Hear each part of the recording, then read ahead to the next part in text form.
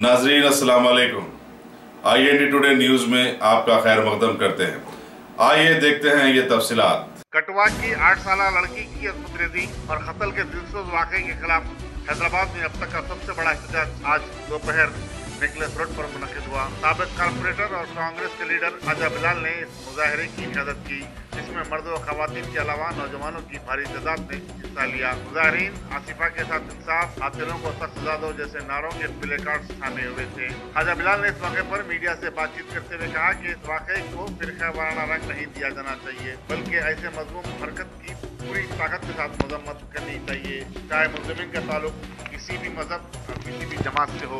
इस मौके पर इलियास शम्सी, M.A. कलीम और शिराज खान भी मौजूद थे। हिंदुस्तान के अंदर मासूम लड़कियों की जो इनके साथ रेप किया गया, मर्डर किया गया, यहाँ पर अगर हम जमा हुए हैं तो कोई एक कम्युनिटी के लिए जमा नहीं हुए। यहाँ हमारा जमा होने का मकसद हिंदू मुसलमानों की मोहब्बत, लोग जो आपस में एक इंतशार पैदा करने की कोशिश कर रहे हैं उसके ख़िलाफ़ में हमारी हिंदू बहनें, हिंदू भाई तमाम मिलकर इसका एहतजाज करते हैं। और हमारा एहतजाज करने का मकसद सिर्फ ये है कि आप हिंदुस्तान की तारीख़ देखिए। हिंदुस्तान को अगर हिंदुस्तानियों ने आज़ादी दिलाई, हिंदुस्तान को कोई सियासी जमात, कोई पॉलिटिकल पार्टी ने आज़ादी नहीं दिलाई।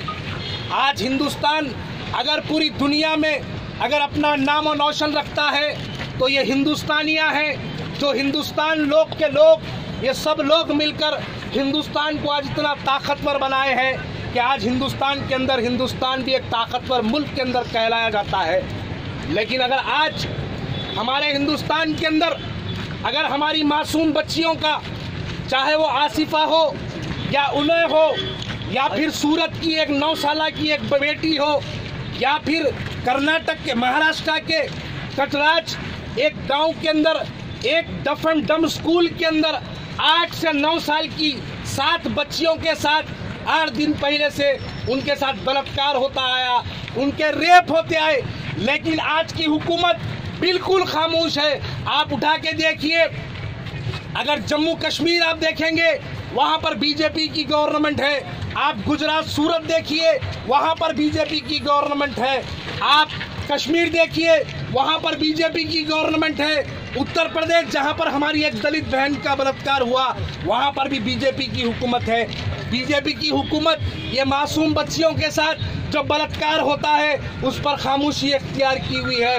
तो इस वक्त हमको ज़रूरत है, ये ज़रूरत है कि हम ये ना देखें कि हम मुसलमान हैं, हम ये ना देखें कि हम हिंदू हैं। हमको हिंदुस्तान बचाना है। हमको काम अगर करना है तो हमारी हिंदुस्तानी बहनों के लिए हमको अपनी जानों को देना पड़ा तो हम दे के रहेंगे। लेकिन हम ये पॉलिटिकल पार्टीज़ को, हम इन सियासी कायदीन को कभी ये मंसूबे में कामयाब होने नहीं देंगे। हम उनका मकसद कतई कामयाब होने नहीं देंगे। अगर आज हिंदुस्तान को अगर कोई बचा सकता है तो वो सिर्फ हिंदुस्तानी है जो हिंदुस्तान को बचा सकता है। ये कोई पॉलिटिकल पार्टी का काम नहीं है, ये कोई बीजेपी नहीं बचाएगी या कोई दूसरी पार्टी नहीं बचाएगी। हम पूरे हिंदुस्तानी मिलकर ठहरेंगे, चाहे वो हिंदू रहो, मुसलमान रहो, क्रिश्चियन रहो या दलित रहो, कोई भी रहो, हम उठ के उनके साथ ठहरेंगे।